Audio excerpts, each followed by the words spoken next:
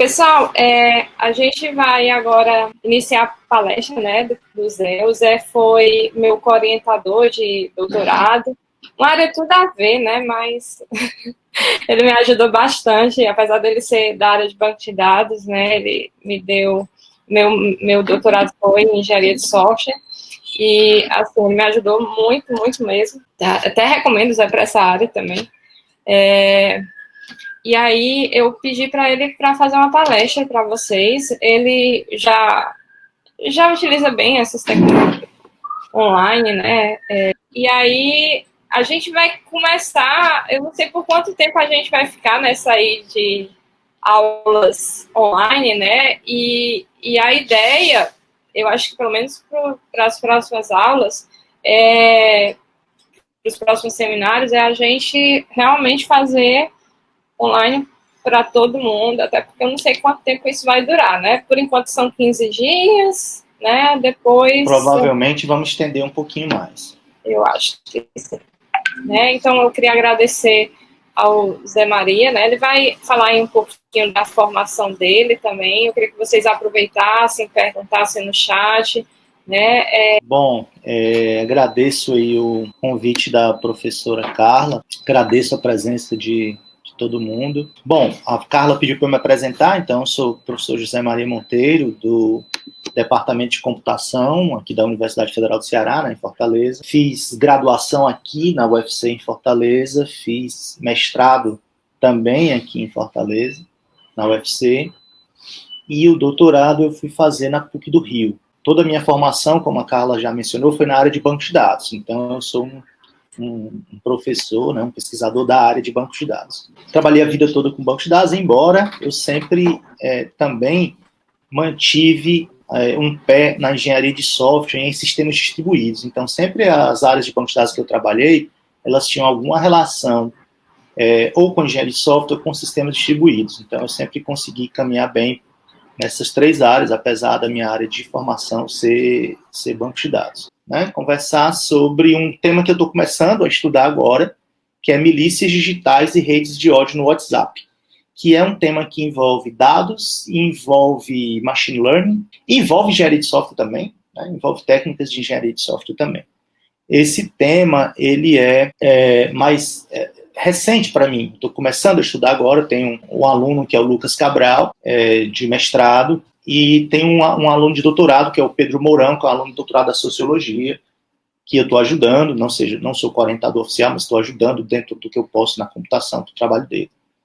E outros alunos estão querendo trabalhar com esse tema, então só esse semestre estou com 3 TCCs nessa linha. Então, o tema que a gente vai conversar hoje é milícias digitais e as redes de ódio no WhatsApp, que é um trabalho que começou a ser estudado pelo Pedro Mourão, que é aluno de doutorado da UES, e hoje tem o Lucas Cabral, que é meu aluno de mestrado, e eu estou tentando ajudar esses 2 alunos aí nessa empreitada, né? E outros que estão chegando. Bom, a agenda que a gente vai tentar conversar rapidamente é motivação, problemas, estudos de caso. Se tiver tempo e o Lucas aparecer, a gente faz algumas demonstrações, se der tempo, se vocês tiverem afim, e conclusões. Bom, qual é a motivação para esse trabalho? Atualmente, o WhatsApp é a principal fonte de informação dos brasileiros, né? Então, a gente tem essa pesquisa, saiu essa reportagem no Correio Brasiliense, a gente constata nas nossas famílias, na nossa rede de amigos. Infelizmente, hoje, a WhatsApp é a principal fonte de informação. Não se assiste mais tanta TV, não sei se isso é bom ou se é ruim, tanto Jornal Nacional. A gente não busca informações mais... cada vez menos a gente busca informações, por exemplo, no Jornal Povo, Diário, a gente lê menos esses jornais, e a gente busca menos ainda nos sites online. Então, até por uma dificuldade de a gente ter conexão com a internet. E por que o WhatsApp virou a principal fonte de informação dos brasileiros? Primeiro que ele caiu na graça dos brasileiros, né? Ele não é tão usado assim nos Estados Unidos e na Europa, mas o WhatsApp virou uma ferramenta muito... Hoje as pessoas vendem pelo WhatsApp, usam para conversar com a família, para mandar orações, para namorar, enfim. O WhatsApp ele caiu na graça do brasileiro. E tem um detalhe, né? Como o consumo de dados do WhatsApp não é descontado da franquia, ou seja, se você tem um plano e acabou o seu plano de dados, o WhatsApp continua funcionando. Então esse é um dos principais motivos que o WhatsApp virou a principal fonte de informação. Outro aspecto que a gente vai ver mais na frente também é que, em geral, quando você recebe uma informação no WhatsApp, essa informação vem de algum amigo, de algum parente. Então, isso aumenta a confiança que você tem naquela mensagem que você está recebendo, né? Mesmo que isso seja uma fake news. Enfim, então, o WhatsApp virou essa ferramenta importantíssima hoje para os brasileiros. A gente se comunica pelo WhatsApp, a gente se informa pelo WhatsApp, a gente faz negócios pelo WhatsApp. Bom, e por isso o WhatsApp foi usado, né, tem sido usado para espalhar fake news e para tentar vender coisas ou manipular o comportamento das pessoas, né? Esse é o grande problema. O WhatsApp ele foi usado para disparo em massa, né? Como a CPI das fake news está concluindo, né? Chegaram já a essa conclusão. O próprio WhatsApp já assumiu que houve disparo de mensagens em massa na eleição de 2018. O WhatsApp ele tentou agir, mas ainda de maneira muito tímida, né? Não sei se vocês se recordam, mas hoje o compartilhamento, você só compartilha uma mensagem no WhatsApp para 5 grupos, né? Antigamente você podia compartilhar para todos os seus grupos, para todos os seus contatos. Então, isso facilitava o envio de fake news. Então, eles reduziram para 5 grupos. O WhatsApp baniu mais de 1.500 contas no Brasil que eram usadas por robôs. Ele conseguiu identificar esses robôs e banir. Só que ainda é insuficiente. O WhatsApp continua sendo usado, mesmo com as ações tomadas pela empresa, ela continua sendo usada para espalhar fake news. Como agora, por exemplo, no coronavírus, né, nessa fase que nós estamos vivendo, é impressionante a quantidade de fake news que circula no WhatsApp. Eu já recebi ontem, por exemplo, que a China tinha inventado uma vacina, que Cuba tinha inventado uma vacina, que a China inventou o vírus para ter ganhos econômicos, ou seja, as teorias da conspiração, ela continua, né? Agora não mais na política, mas nessa questão do coronavírus. Então, o WhatsApp tem essa influência. Ok, qual a definição de fake news para a gente? Bom, fake news são notícias falsas, publicadas como se fossem informações reais. Bom, primeiro eu queria dizer que não existe um consenso sobre essas definições de fake news, tá? Essa é uma definição mais usada e que eu tendo a usar. Então, são notícias falsas publicadas como se fossem informações reais. Bom, mas você pode me dizer, professor, mas isso sempre existiu, né? Sempre existiu fofoca, sempre existiu dizendo... a gente sempre falou que o homem nunca foi à Lua, que o Brasil vendeu a Copa para a Nike, que a Terra é plana, que vacina faz mal. Isso não vem de hoje. A gente sempre teve essas teorias da conspiração e sempre teve calúnia, fofoca, falando que alguém roubou, que alguém matou, que alguém estuprou. A gente sempre teve esse tipo de coisa. A diferença agora é a escala e a velocidade de propagação. Então agora uma fake news ela se propaga muito rapidamente e ela atinge uma grande quantidade de pessoas. Daí o pessoal do jornalismo, principalmente, e os estudiosos de fake news, eles não gostam desse termo fake news. Então eles propuseram uma nova definição, que é a definição de desinformação. E que eu concordo com eles estão corretos. Porque se é news, não é fake. Se é uma notícia, não pode ser fake. Então, eles têm essa discussão internamente. Então, eles têm um conceito mais genérico, que é o conceito de desinformação. O que é uma desinformação? Trata de informação falsa, ou inexata, ou deturpada, concebida, apresentada e promovida de propósito, com o objetivo de obter lucro, ou causar um determinado prejuízo a alguém, né, ou a alguma entidade. Então, a desinformação, ela pode ser uma informação completamente falsa, ela pode ser uma informação parcialmente falsa, apenas inexata, e ela foi concebida de maneira proposital para obter lucro, para atingir alguém. Essa é a definição de desinformação. Outro aspecto é que uma inverdade, ela deliberada, né, ela tende a ser melhor elaborada e, portanto, mais eficaz para influenciar pessoas. Ou seja, se você diz uma informação científica, né, se você divulga uma informação científica, isso é de difícil acesso, as pessoas não conseguem compreender. Agora, se você planta uma notícia do tipo: o Brasil vendeu a Copa para a Nike, isso é muito fácil de ser compreendido. Então, é muito fácil de ser assimilado. Então, em geral, essas teorias das conspirações, né, teoria da conspiração, como a China inventou o coronavírus, ela tende a ser melhor absorvida pela população do que se eu disser. Hoje, por exemplo, eu estava vindo para cá e no corredor eu encontrei uma amiga né, minha aqui do prédio, que disse, a China criou esse vírus para ter ganhos econômicos.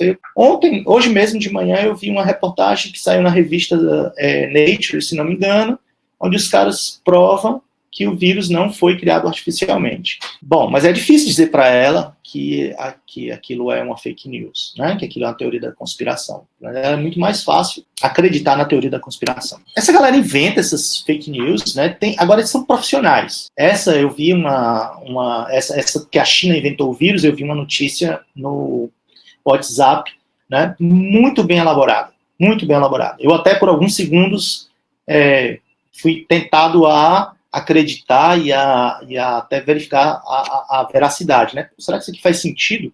Só que depois de algumas reflexões, não, isso aqui está com cara de fake news. Em seguida, né, ficou amplamente noticiado que era fake news. Então, o Correio Brasiliense ele fez uma reportagem sobre empresas que chegam a ganhar mais de R$500 mil elaborando e inventando fake news. Ou seja, isso virou um negócio. Né? Eu não sei quando você inventa uma mentira, né, uma fake news sobre coronavírus, quem ganha com isso. Não é muito certo quem ganha com isso. Mas quando você inventa uma mentira política, né, o Brasil está quebrado, aí você sabe quem você vai atingir. E isso atinge um determinado grupo político. Então, vou dizer, o Brasil não está tomando nenhuma medida para enfrentar o coronavírus. Isso atinge um determinado grupo político. Bom, então, existem duas classificações principais para fake news. Uma que diz que fake news, eles chamam de notícias falsas ou misinformation. Então, são simplesmente notícias falsas. Ou seja, isso é uma notícia falsa, mas ela não é intencionalmente falsa. A diferença aqui é a intenção.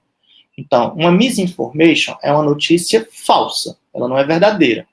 Mas, provavelmente, ela não foi criada com o objetivo de obter lucro ou de atingir alguém. A disinformation, ou fake news, que eu estou considerando como sinônimo, mas outros autores não consideram como sinônimo, é uma notícia intencionalmente falsa. Então, quando a gente fala em fake news ou disinformation, estou falando em uma notícia intencionalmente falsa. Então, tem alguns autores que simplesmente usam essa classificação aqui acima, mais simples, de notícia falsa e notícia intencionalmente falsa. Tem autores que têm uma classificação um pouco mais elaborada, né? Como essa tabelinha mostra. Então, eu tenho malicious false news, que a autenticidade é uma notícia que é falsa, a intenção é má, aí as false news, a autenticidade dela é falsa, né? A intenção a gente não sabe, então é uma notícia falsa, não foi escrita de maneira proposital para obter lucro ou para atingir alguém, e está no formato de notícia. Beleza. Então tem essas classificações. A disinformation é algo que é falso, proposital, então a intenção é ruim, ou seja, a intenção ela foi elaborada de maneira proposital, e eu não sei se ela é uma notícia. Então tem autores que usam essa definição aqui um pouco mais elaborada. Beleza, então só para dizer que não existe consenso, mas o que eu vou chamar aqui quando eu falar de fake news ou desinformação? São notícias intencionalmente falsas. Nesse campo de notícias intencionalmente falsas, tem diversos problemas de pesquisa, que os pesquisadores já vêm trabalhando há bastante tempo, ou há algum tempo. Um deles, então eu vou dar uma classificação aqui desses problemas. Primeira categoria de problema é a classificação de rumores, ou rumor classification. Então, o que é um rumor? Rumor é uma informação que está circulando na rede, no nosso caso aqui em especial no WhatsApp, cuja a veracidade ainda não foi verificada no momento da publicação. Então, eu não sei dizer se ela é uma fake news ou uma desinformação, porque a fake news ou desinformação, ela é falsa. Ela é uma afirmação ou uma notícia falsa. O rumor, ela não foi verificada ainda se é falsa. Se em algum momento ela for verificada e ela for falsa, aí ela passa a ser uma fake news. Tá? Então, o rumor, eu não posso dizer se ele é falso ainda. Tá? Porque eu não tenho a informação de que aquela notícia é falsa. Quando eu não posso dizer que é falso, então a gente chama de rumor. Então, uma área de pesquisa é dados textos que são compartilhados no Twitter, no Facebook, no WhatsApp, dizer se aquilo é um rumor ou não. Então, um rumor pode ser classificado como verdadeiro, falso, depois que ele ou não verificado. Em geral, é não verificado. Se ele for verificado como falso, então ele não é um rumor, ele passa a ser uma fake news. E se ele for verdadeiro, então ele deixa de ser rumor. Beleza? Então, rumor é quando eu não sei ainda se aquele texto, aquela afirmação é verdadeira ou falsa. Uma notícia não verificada antes da publicação, então ela é um rumor, né, que pode ser caracterizado como fake news a partir do momento em que eu identificar que aquilo é falso. E intencional, não somente falso, né, mas falso e foi criado com uma certa intenção. Bom, então uma das tarefas relacionadas ao combate fake news é a classificação de veracidade de rumores, ou seja, se eu quero combater fake news, primeiro eu preciso identificar os rumores, depois verificar se esses rumores são verdadeiros ou falsos. Então, se eu consigo verificar e eles são falsos, ele é uma fake news. Se eu consigo verificar e ele é verdadeiro, então ele não é rumor, a notícia é verdadeira. Tá? Mas identificar esses rumores, eu preciso primeiro identificar os rumores, para depois verificar se eles são verdadeiros ou falsos. Beleza? Então, primeiro eu preciso identificar o rumor, depois classificar o rumor. Esse é um problema que vem sendo estudado. Como a gente vai ver mais na frente, tem alguns estudos para Twitter e Facebook, mas pouca coisa para WhatsApp, quase nada para WhatsApp. Bom, a descoberta de verdade é uma outra área, né, de pesquisa, que a ideia da descoberta da verdade é quando você tem fatos conflitantes em diferentes fontes. Então, eu tenho uma notícia no Globo e uma notícia no UOL, elas são conflitantes, eu preciso descobrir o que é verdade. Tá? Então, assim, a mesma notícia ela pode conter afirmações diferentes, né, opiniões diferentes, onde uma determinada fonte ela pode ser intencionalmente falsa. Então eu quero descobrir se um determinado texto, se um determinado texto existe conflito, ou seja, eu pego duas notícias que falam sobre o mesmo tema em duas fontes diferentes, no Globo e no UOL, e elas são conflitantes, eu preciso ver qual delas é verdadeira, ou se as duas são verdadeiras. Mas, em geral, eu observo primeiro um conflito entre essas notícias. Então essa área de pesquisa é chamada de descoberta da verdade. Outra área de pesquisa é a detecção de iscas de cliques, né, que é o clickbait detection. São aquelas notícias alarmantes para você clicar, né? Então, agora urgente, foi inventado um remédio que cura a calvície. Aí você vai lá e clica, porque você é careca, aí você vai lá e clica, né? E eles, na verdade, ele só quer que o seu clique, né, ele direcionar para uma determinada página ou para te manipular ou para te vender algo. Tá? Então, são as iscas é uma área de pesquisa interessante, tem muito hoje na internet, né, essas iscas.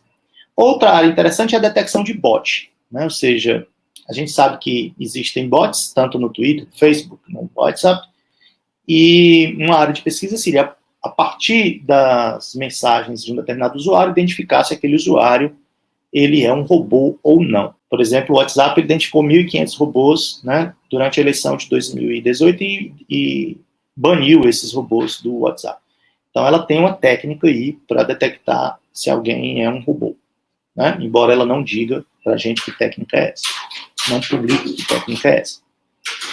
Então, nós precisamos desenvolver nossas técnicas. Então, um dos problemas é detectar se um usuário é robô ou não. Tá? Isso pode ser feito de diferentes maneiras, com base no conteúdo, com base no comportamento do robô. Eu até achava que isso era fácil, né? Um problema fácil.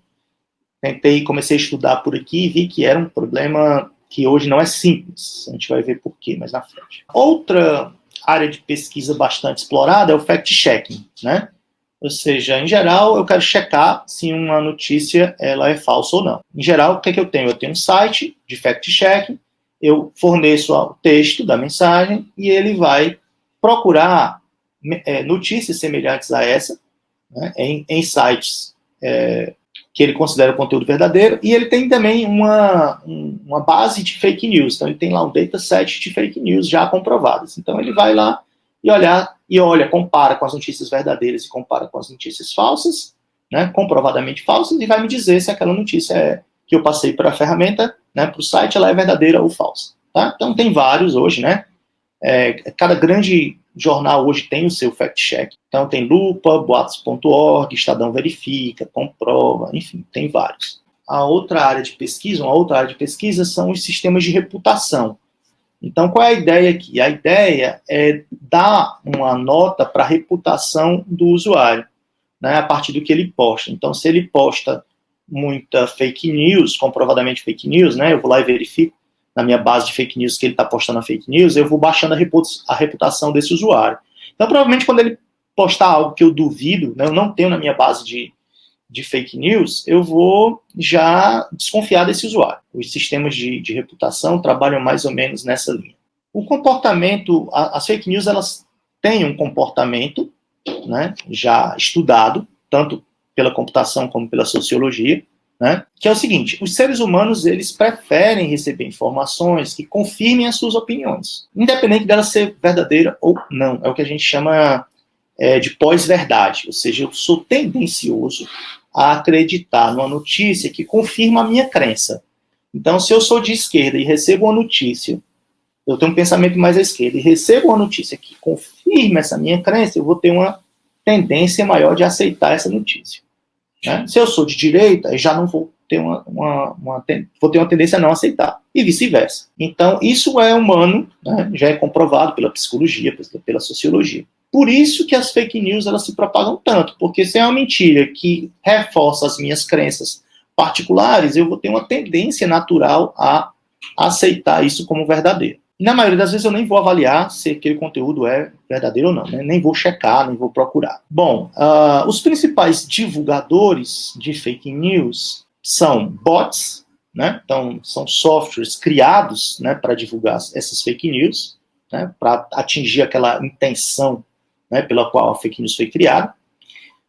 Humanos, em geral, esses humanos são pessoas alinhadas, né, ativistas de um determinado grupo, de um determinado tema, ou são trollers, né, são os trolls.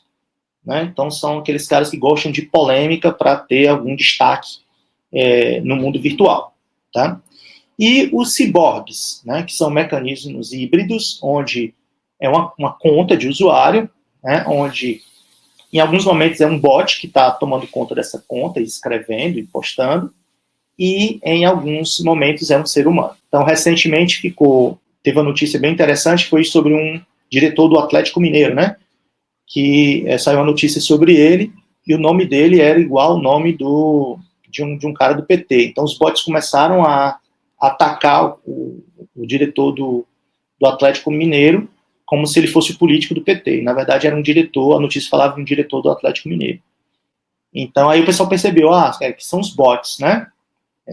Só que os bots, eles não são, hoje em dia, não são bots, simplesmente bots, são ciborgues. Então, eles, em algum momento ele é automático, em algum momento ele é humano, né? Então, em algum momento, os bots começaram a atacar, né? Aí depois um humano, quando alguém começa a dizer, é bot, você é um bot, aí um humano, não, ele assume o controle e diz, não, eu não sou bot. E aí ele começa a ter uma conversa, um diálogo, escreve textos que são compatíveis com seres humanos e não com bots, tá? Então, por isso é muito difícil esse problema de identificar bots, porque na maioria das vezes a gente vai ter que identificar os ciborgues. Bom, as estratégias, a principal estratégia de disseminação, né, que também o pessoal já mapeou, é o seguinte: em geral o pessoal cria um domínio falso, um website, cria contas anônimas, né, identifica comunidades e grupos de usuário engajados num determinado tema, em geral um tema polêmico, né, então eu pego aqui o pessoal que é contra o aborto, ou o pessoal que é a favor do aborto. Então eu pego o pessoal que é a favor da liberação da maconha, o pessoal que é contra a liberação. Então pega assim um público desse de ativistas de um tema polêmico. E aí eu começo, com as minhas contas falsas, a disseminar informações falsas desse website que eu criei para esses grupos, para esses usuários engajados naquele tema. E você, depois começa a discussão, e você tem que ser meio troll, né? E essas contas funcionam como troll, no sentido de incentivar a discussão. Quando você incentiva a discussão, você incentiva que essas pessoas espalhem as fake news. Então, esse foi o modelo usado, né, já há bastante tempo, e logicamente eu preciso entender esse modelo para eu conseguir identificar de onde vêm essas notícias falsas, como elas trafegam. Bom, nos Estados Unidos, mais de 60% dos adultos recorrem às redes sociais para receber notícias. Como eu já falei anteriormente, no Brasil, boa parte se informa por WhatsApp, principalmente no interior do estado, onde você não tem informações locais. Uma coisa que eu descobri recentemente, né, com a professora Helena Martins do ICA, é que tem grupos no interior do país, que o cara cria um grupo de WhatsApp, como lá não tem jornal local, né, o cara, no máximo, ele vai na internet, no Globo.com, no UOL, que tem notícias do Brasil e não notícias locais, ou no Diário e no O Povo, mas isso eu preciso de mais de internet para acessar isso, né? Quando acaba o meu limite de crédito, então eu não posso acessar esses sites, e o WhatsApp continua liberado. Então tem gente criando grupos de notícias. Então o cara cria um grupo e tá cobrando, eu cobro R$5 aqui por mês para ficar te mandando notícia pelo WhatsApp. Então o cara pega notícias de sites de onde ele inventa essa notícia, pode muitas vezes ser fake news. Então o cara criou um Zap Journal, né? Um Zap Jornal, um Zap News, onde as pessoas se inscrevem, pagam e ele sai mandando mensagens diariamente, né, para essas pessoas que pagam aquele conteúdo. É como se fosse um jornal via WhatsApp. E, em geral, com notícias locais, que são os interesses desses grupos, né? É meio Bacurau.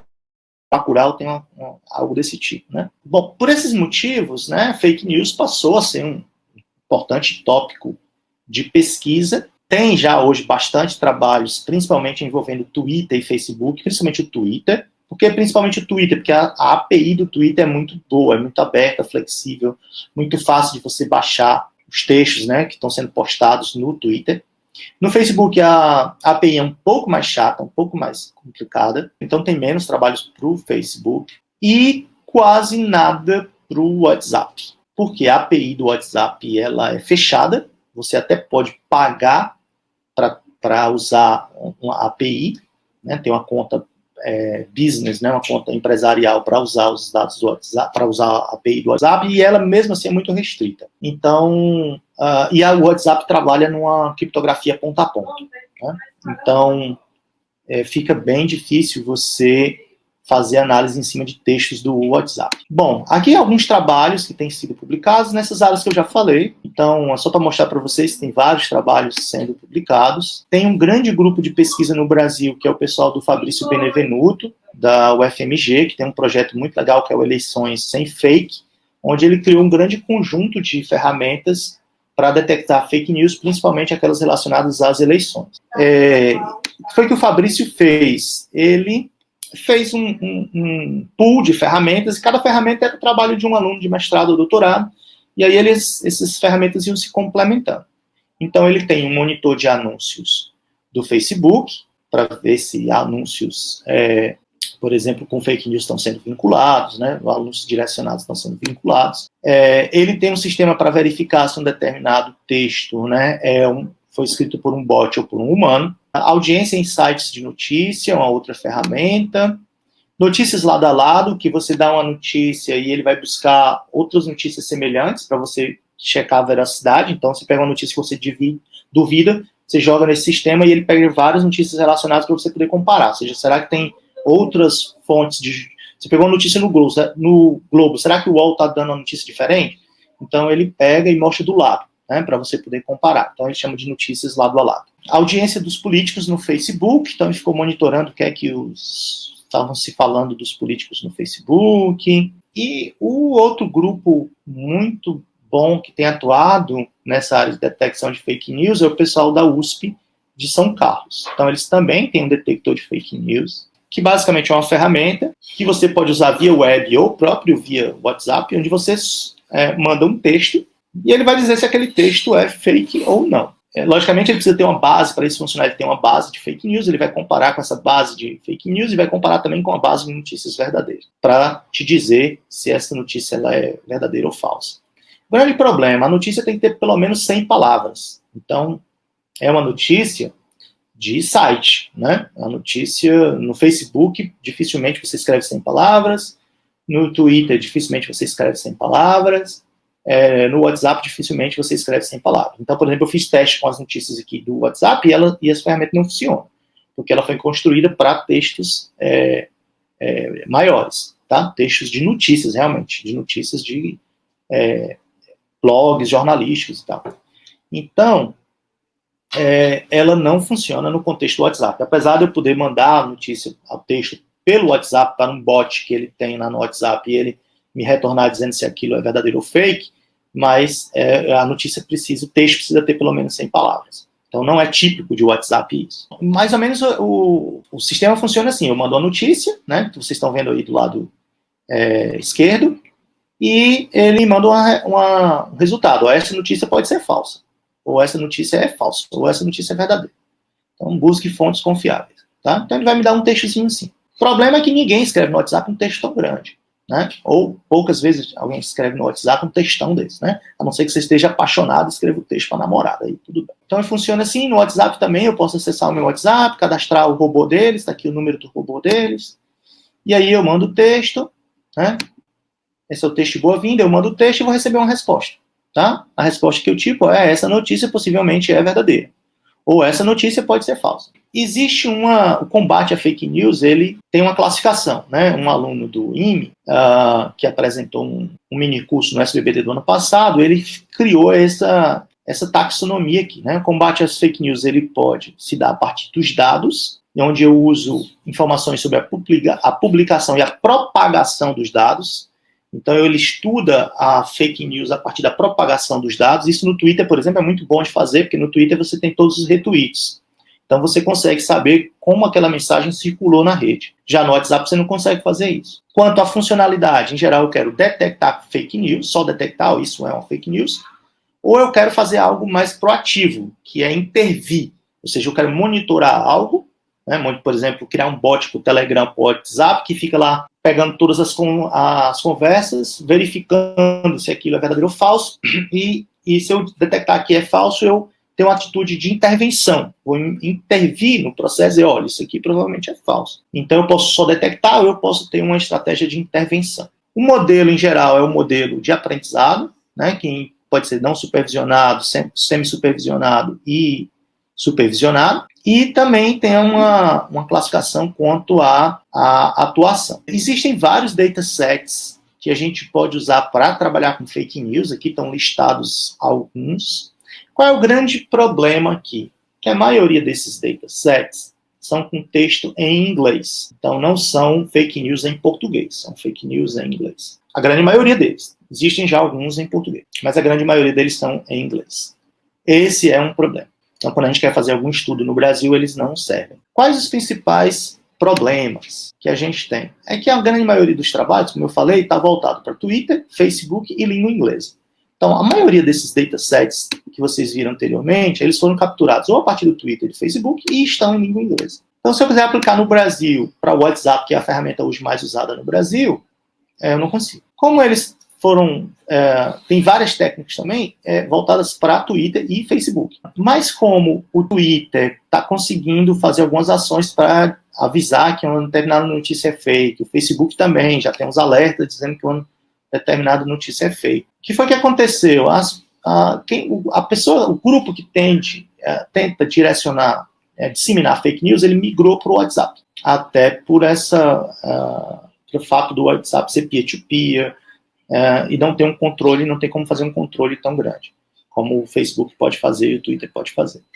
Então, eu não tenho... Os trabalhos são para o Twitter, Facebook e língua inglesa. Se eu quiser estudar português em WhatsApp, existe pouquíssima coisa. O que existe? Bom, tem um trabalho desses dois autores aqui, que são da Unicamp, Rafael Evangelista e Fernando Bruno, que são do jornalismo, se não me engano, e eles fizeram o seguinte, eles usaram a seguinte metodologia. O Rafael Evangelista, ele já vinha acompanhando os grupos do WhatsApp desde a greve dos caminhoneiros. Ele percebeu uma coisa interessante, era que, primeiro, era raro encontrar grupos que fossem realmente de caminhoneiros. No geral, eram ativistas políticos de extrema-direita que estavam organizando esses grupos, né? Você podia ver isso pelas pautas, que eram, em geral, intervenção militar e coisa do tipo. Bom, o que ele observou também durante esse monitoramento dele? Que, com a proximidade do período eleitoral, esses grupos de apoio aos caminhoneiros passaram a se tornar grupos de apoio a Bolsonaro. E que neles circulavam convites, né, links abertos, né, para grupos, né, para outros grupos com a mesma orientação política. Então, eles enviavam convites, links abertos. Paralelamente, simultaneamente, o grupo do Fabrício Benevenuto, da UFMG, e o grupo da USP de São Carlos, eles conseguiram acompanhar 347 grupos públicos no WhatsApp, entre 16 de agosto e 7 de outubro, que foi o período, né, que antecedeu a eleição. E aí eles mapearam as imagens mais compartilhadas, e eles publicaram esse artigo aí, aliás, vários artigos, né? Bom, quais foram as características desses grupos observados pela UFMG e pela USP? Alguns membros inscritos em diversos grupos espalhavam a mesma mensagem de forma massiva. Isso está no artigo, é algo que ele constatou, embora nesse artigo, para quem é da computação, ele não traz dataset, ele não traz estatísticas mais detalhadas, ele joga apenas as conclusões. Mas observe bem, essas observações são importantes. Primeiro, alguns inscritos espalhavam a mesma notícia de maneira massiva em vários grupos. Anota isso aí porque isso é importante. Depois, uma parte das pessoas que está ali se organiza, porém essa organização se mantém visível, ou seja, você acredita que aquele grupo é um grupo espontâneo de pessoas, né, que pensam da mesma forma, de forma semelhante, mas na verdade há um grupo ali que direciona o comportamento, há alguns usuários que direcionam esse comportamento e muitos deles são... E essa organização se mantém invisível.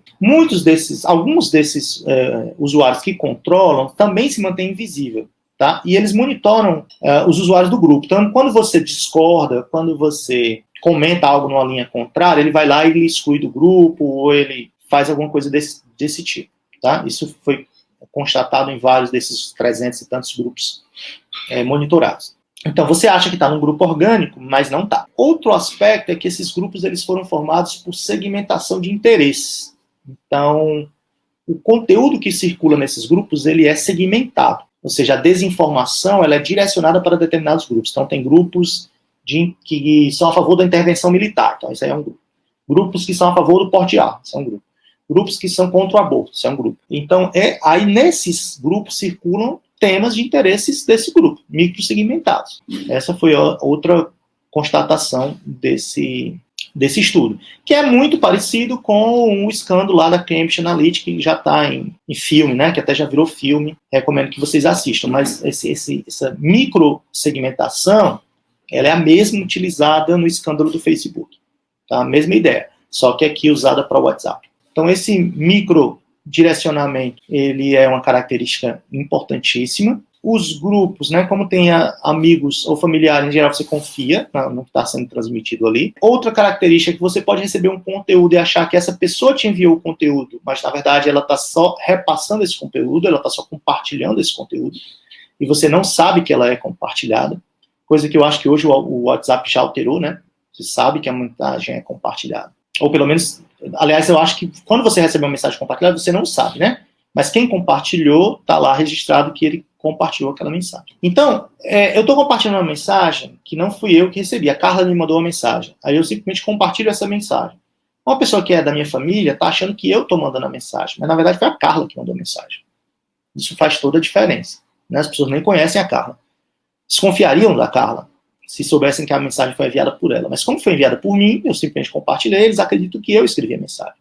E aí eles confiam mais nessa mensagem. Ok, outro aspecto é o da franquia, que eu já falei. E aí, o Rafael Evangelista, ele pegou as desinformações mais compartilhadas, as fotos mais compartilhadas. Então, aí são algumas, essa é a mais compartilhada, aí tem aqui a quarta desinformação mais compartilhada, a quinta desinformação mais compartilhada.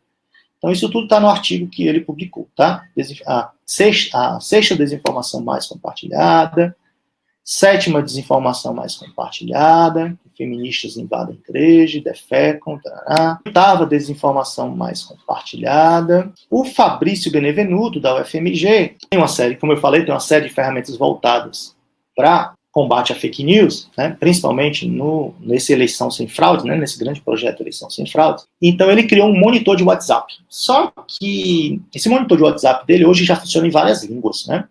Tem para português, para Índia, então ele já coleta mensagens dos Estados Unidos, de diferentes países, e faz análises do fluxo de WhatsApp nesses diferentes países. Um projeto bem interessante, só que por questões de segurança, e óbvias, para que essa informação não seja usada para o mal, o Fabrício ele não libera acesso a esse monitor.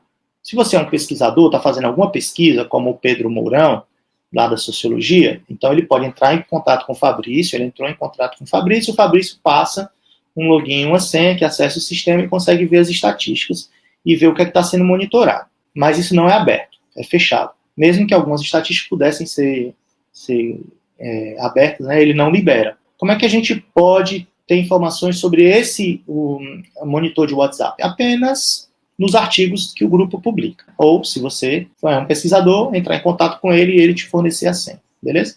Lógico que isso tem um motivo razoável, né, de ser assim, porque se essa informação, todo mundo puder ter acesso a essa informação, provavelmente alguns vão usar para o bem, outros vão usar para o mal. Mas existe esse monitor. Esse monitor, ele está publicado nesse paper aqui, tá? Vocês estão vendo? Assistem for Monitoring Political Groups em WhatsApp. Então, as informações são basicamente o que ele publicou. A gente não consegue muita informação além disso, tá? Não tem dataset público, nada disso. Como é que ele funciona? A metodologia usada pelo Fabrício foi procurar grupos públicos, entrar nesses grupos públicos e ficar monitorando o que é publicado, né, nesses grupos públicos. Então, ele pega o texto, as imagens e vídeos e salva.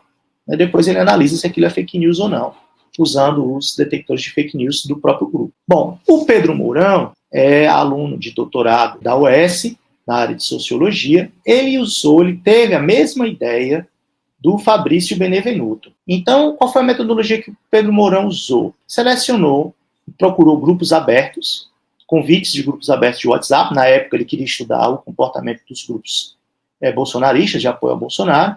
Né? Ele tem as razões dele para estudar isso, mas, segundo ele, é um grupo pouco estudado, e ele quis se concentrar nesses apoiadores do Jair Bolsonaro.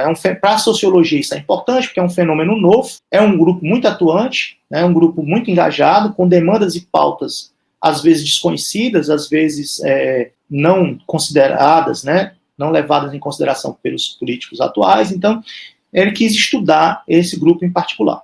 Então, a metodologia foi procurar na Facebook, Twitter, blogs, links de convites para grupos abertos. Ele montou uma arquitetura para entrar nesses grupos e ficar monitorando esses grupos. Então, ele conseguiu entrar em 59 grupos do WhatsApp.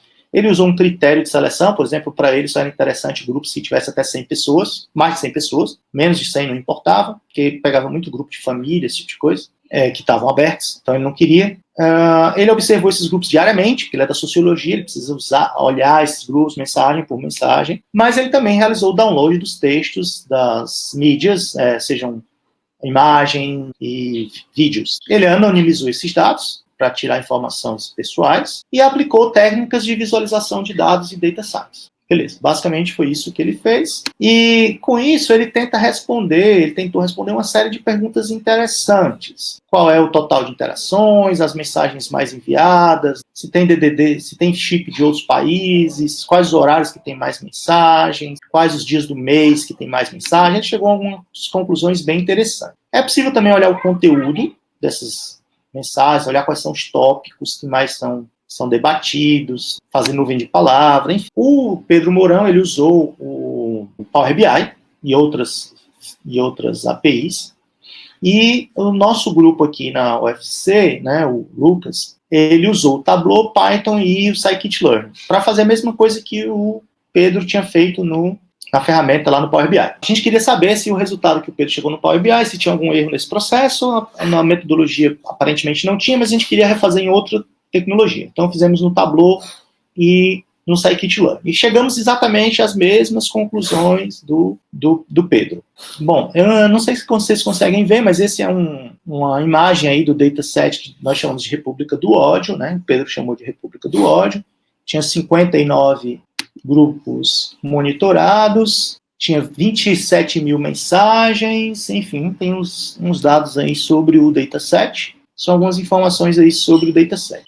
Quantos grupos, quantas pessoas no total tinha nesses grupos, quantas mensagens trafegaram nesses grupos. A gente conseguiu indícios de compartilhamento em massa. Então, na análise que a gente fez, a gente chegou a ver, por exemplo, a mesma mensagem que um mesmo cara mandava para 9 grupos diferentes. Então, esse é um indício de compartilhamento em massa. Nós também conseguimos ver alguns indicativos de ação de bots, textos, às vezes, em mensagens com letras todas maiúsculas, ou, às vezes, erros de digitação.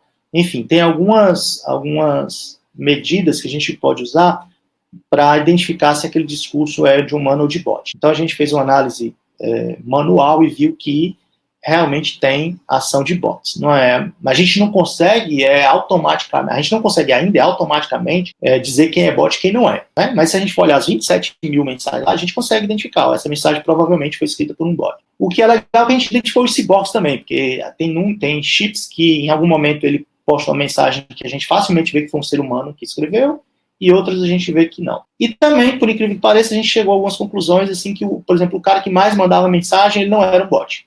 Ele era um ser humano normal, um ativista normal. Ok, a gente detectou também discurso de ódio, né? A gente procurou sobre gays, negros, e o que a gente mais achou foi discurso contra nordestinos, né? Xenofobia.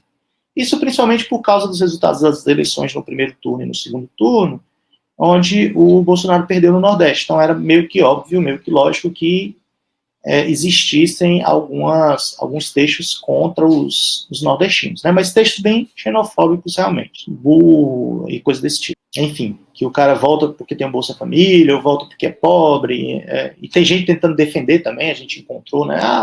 Os nordestinos voltam sim, mas é porque eles não tiveram oportunidades. Esse tipo de discurso a gente conseguiu identificar também.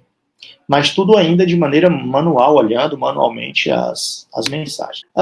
Uma característica importante é que a gente descobriu também é que, em geral, as fake news, elas misturam texto e imagem, ou texto e vídeo. Olha esse vídeo, e aí no vídeo é que está a fake news. Então, nesse dataset do Pedro, ele perdeu a ligação entre o texto e a mensagem, e o texto e o vídeo. Então, coisa que o Fabrício não perdeu lá no monitor de WhatsApp dele, tá? Mas por um problema aqui na hora de fazer o download dos arquivos, o Pedro, como ele não estava monitorando isso online, ele estava simplesmente fazendo o download, então ele perdeu essa ligação.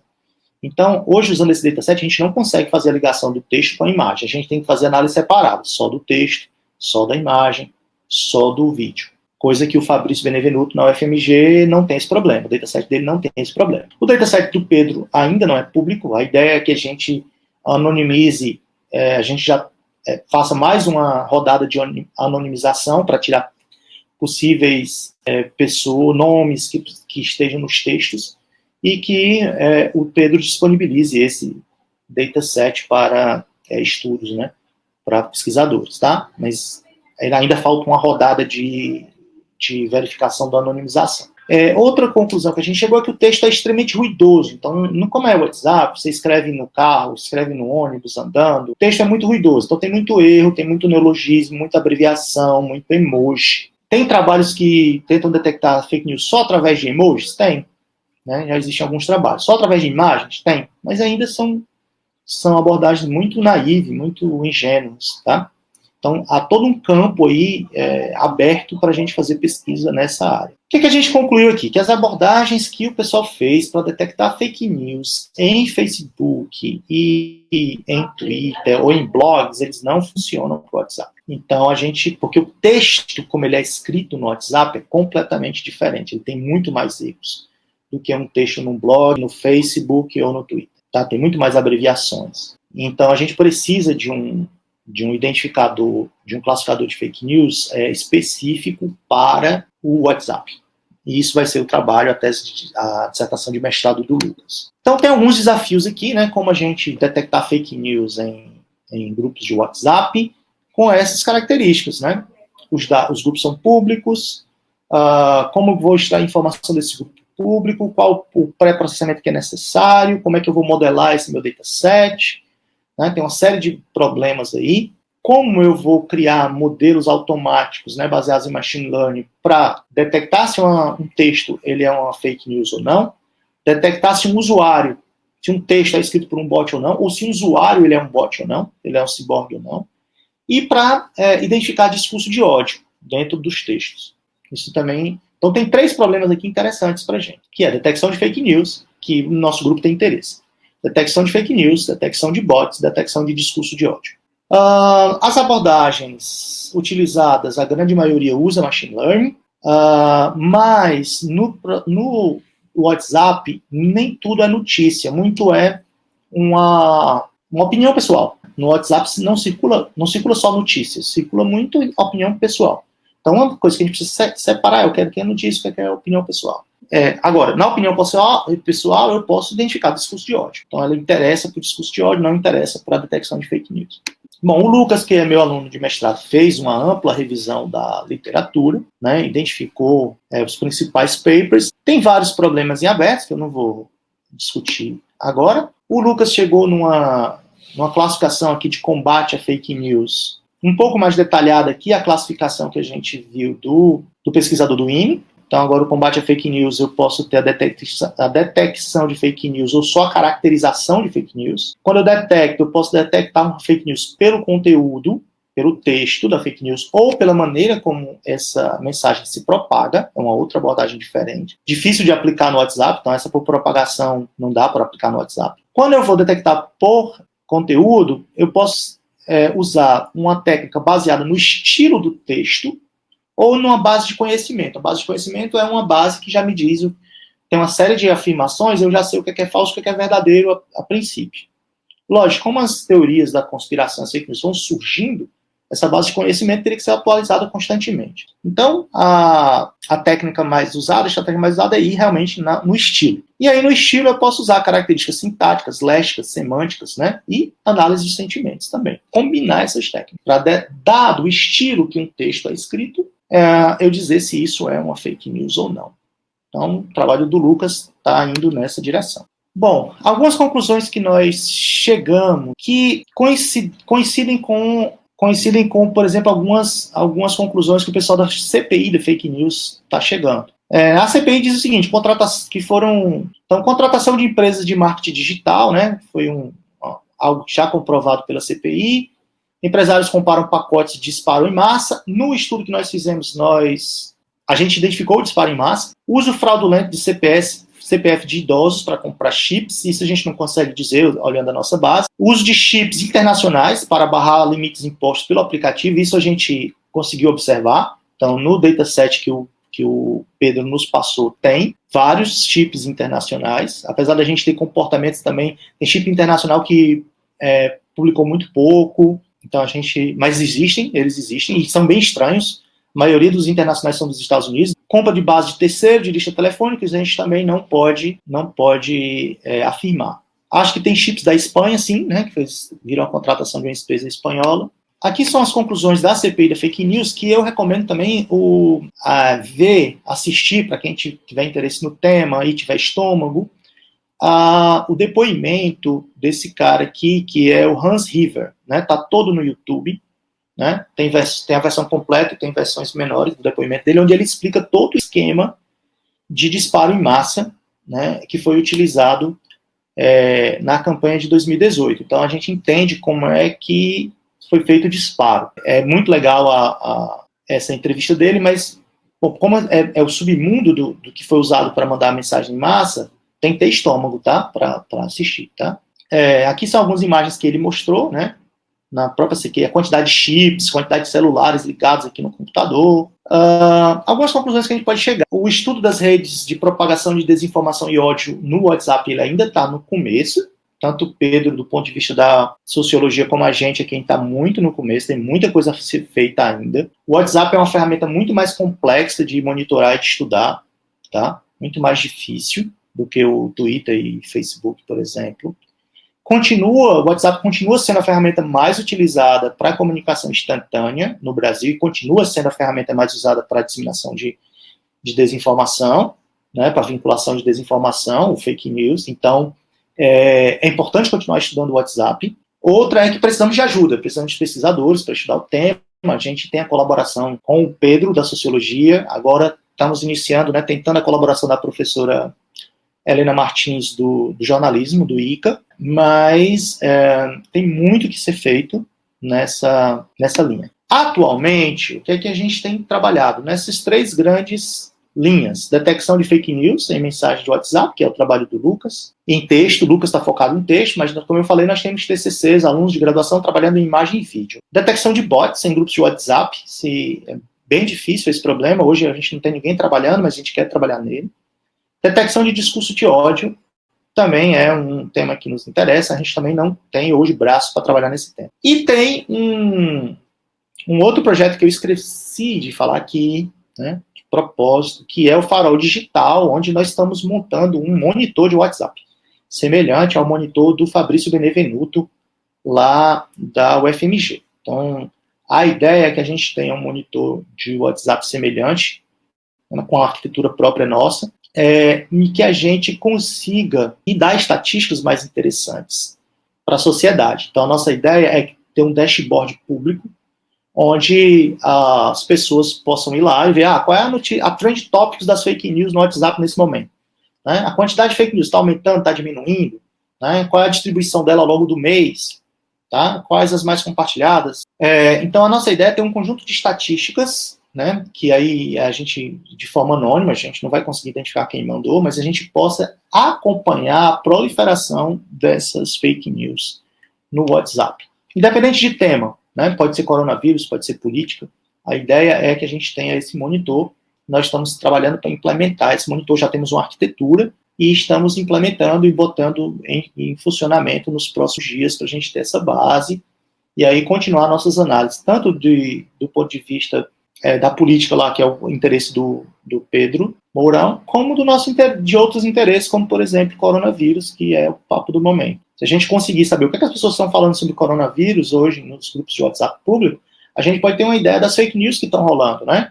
Fake news do tipo, se você tomar chá quente, vai matar o vírus. É fake news. Tem muita gente acreditando nisso. O vírus foi criado pela China. Tem muita gente acreditando nisso. Então é isso, pessoal. Agradeço a paciência de vocês. Então, palminhas, né? Parabéns. Obrigado pelo convite. Obrigada, espero que tenham gostado. Adorei a palestra.